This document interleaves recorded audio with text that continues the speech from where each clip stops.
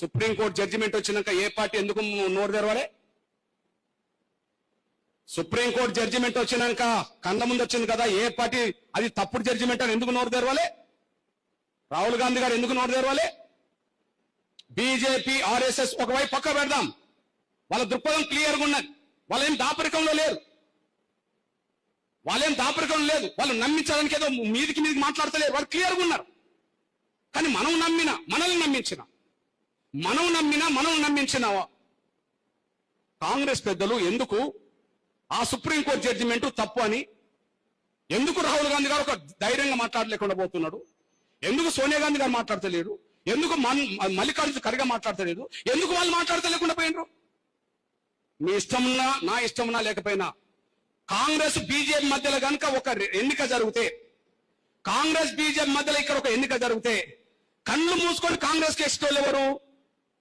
పువ్వు గుర్తు, చేయి గుర్తు ఇదేస్తారు కదా. అంటే అంత నమ్మకం మనం కాంగ్రెస్ లో పెట్టుకున్నాం కదా. నేను ఎందుకు ఆ మాట మాట్లాడంటే, అంత నమ్మకం కాంగ్రెస్ లో పెట్టుకున్నాం కదా, అంత శత్రుగా బీజేపీని చూస్తున్నాం కదా. కళ్ళు మూసుకొని కూడా ఓటుకు చేయి గుర్తుకే పోతుంది రెండు పార్టీల మధ్యలో ఎన్నికలు వస్తాయి. మరి అంత నమ్మకం మనం కాంగ్రెస్ లో పెట్టుకున్నప్పుడు కాంగ్రెస్ మన తరఫున ఎందుకు మాట్లాడతలేదు? వాళ్ళు కలుసుకుంటే ఏదైనా చేయవచ్చు కదా. మీరు గమనించండి. నేనంటున్నా, భారతీయ జనతా పార్టీ ఈ దేశంలో ఒకే ఎజెండాతో ముందుకు పోవాలనుకున్నప్పుడు ఒక్కొక్కరిని ఎదుర్కొంటది.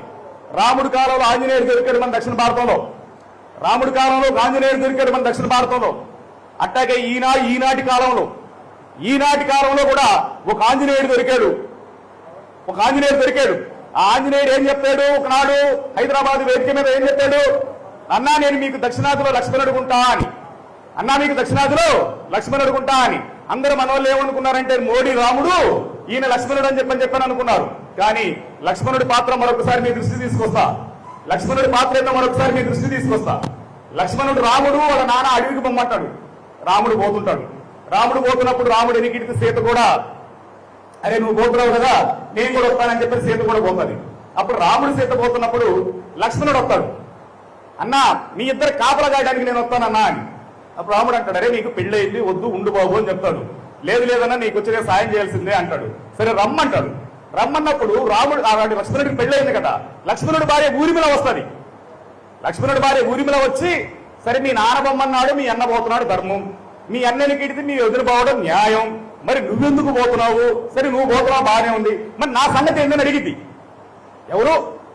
ఆయన లక్ష్మణుడి భార్య ఊరిమిల అడిగిద్ది. నువ్వు పోతున్నావు బాగానే ఉంది, మీ అన్న పోతున్నాడు, మీ అన్నని కిడితే నీ వదిన పోతుంది, సరే నువ్వు పోతున్నావు, మరి నా సంగతి ఏందని అడిగితే ఏ మగాడైనా ఏం చేయాలి చెప్పండి? ఏం చేస్తాడు? కట్టుకున్న భార్యని మధ్యలో చేయడు కదా వాడు. ఏం చేయాలి? సరే రా నాతో పాటు మన్నా వదిలితో పాటు మన ఇద్దరు కూడా పోదాం అనాలి. కానీ లక్ష్మణుడు ఏం చేస్తాడంటే, కాదు నేను మన్నా వదిలి కాపురం చేస్తుంటే నేను కాపురం కాయాలి, మన్నా వదిలికి నేను లక్షణంగా ఉండాలి, మన్నా వదిలికి నేను సేవ చేయాలి, కాబట్టి నువ్వు వద్దు అంటాడు. మరి నా సంగతి ఏంటంటే అప్పుడు లక్ష్మణుడు ఊరిమిలకు ఒక శాపం పెడతాడు. ఏం శాపం అంటే, నేను వచ్చేంత వరకు 14 సంవత్సరాల అరణ్యవాసం పూర్తి చేసుకుని మేము వచ్చేంత వరకు నువ్వు నీ కోరికలని, నీ ఆలోచనల్ని, నీ ఆశల్ని, నీ వాంఛలను చంపుకొని నిద్రావస్థలో ఉండు అని చెప్పని నాకు శాపం పెట్టి లక్ష్మణుడు వాళ్ళ అన్నతో వెళ్ళిపోతాడు.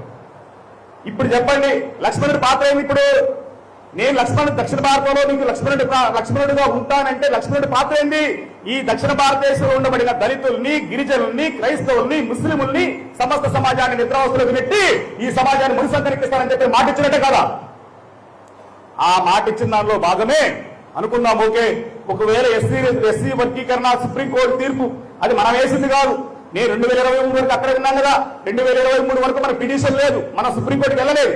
పంజాబ్ చేసిన న్యాయ పోరాట ఫలితంగా ఆ తీర్పు వచ్చింది. సరే ఆ తీర్పు ఒకవేళ సుప్రీంకోర్టుకి నరేంద్ర మోడీ చెప్పించాడని చెప్పి ప్రచారం జరుగుతున్న మాట వాస్తవం అనుకుంటే అది వాస్తవం అయితే మరి ఈ తీర్పు పెట్టొచ్చింది. రామ మందిరం తీర్పు, బాబ్రీ మసీద్ ఉంది, బాబ్రీ మసీదుని కూల్చి రామ మందిరం కట్టారు. మరి రామ మందిరం కట్టమని చెప్పి తీర్పిచ్చింది ఎవరు? సుప్రీంకోర్టే.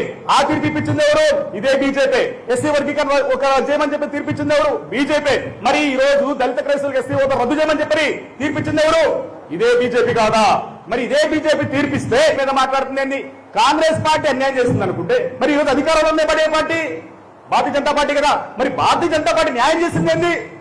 దమ్ముంటే భారతీయ జనతా పార్టీ నిలదీద్దాం, దమ్ముంటే ఆర్టికల్ 50 ఆర్టికల్ ఏంటంటే రాష్ట్రపతి ఉత్తర్వులు రద్దు చేయమని చెప్పి డిమాండ్ చేద్దాం.